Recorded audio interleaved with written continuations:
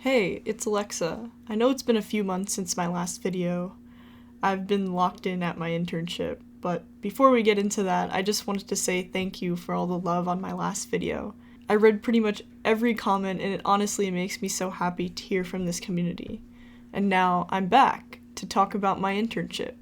So, this summer I worked at Meta as a production engineer intern in New York City. If you've never heard of that role before, a production engineer is basically a software engineer, but they usually focus on infrastructure, reliability, and making sure systems don't catch fire. My team was all production engineers, and we owned our own products and we did a lot of coding. TLDR, the Meta internship is hardcore. My project was difficult and touched lots of different systems.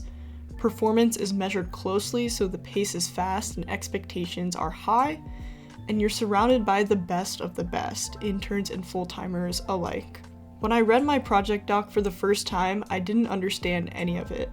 But honestly, this ended up being the best internship experience I've had. I learned and grew more here than in any other role. But the most important thing I learned from this experience is to do things despite it all. My project ran in this special environment that didn't have access to some internal tools.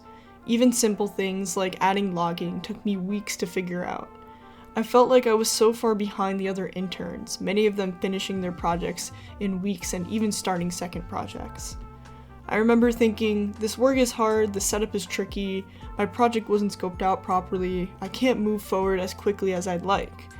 And honestly, it's really easy to get salty in moments like that, to make excuses, to blame the situation, even if those excuses are valid.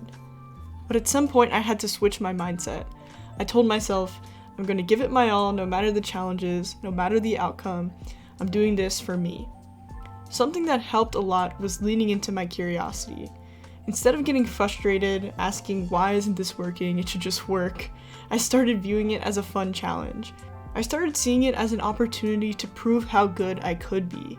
And those challenges, they actually helped me to stand out. I contributed to a shared library so it would work for my use case. I wrote design docs for tasks that weren't scoped out properly. I identified gaps in the intended implementation and redesigned the architecture to make it work. The team I collaborated with gave lots of feedback on my code and approach, and for good reason. This was a critical piece of software, so I needed to make sure it was reliable. I took their feedback seriously, listened to their needs, and adapted until we were all confident in the final product. I rolled out the deployment gradually, monitored it closely, and resolved any issues that came up, until I could prove that it worked smoothly at scale. It wasn't easy. Some days I worked from 8 a.m. to 10 p.m. just to finish my project.